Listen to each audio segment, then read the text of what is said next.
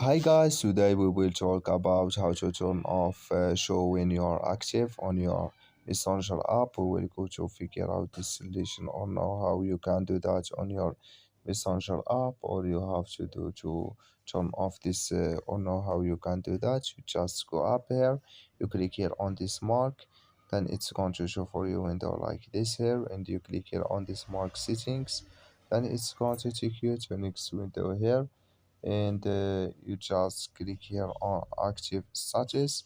Then you come here to this window, and you come here to show when you're active.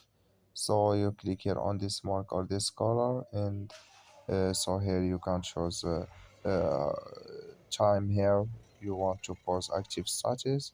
So you click for 1 hour here like this, and you click here on pause, and like you see now it's turned off with us here like you say.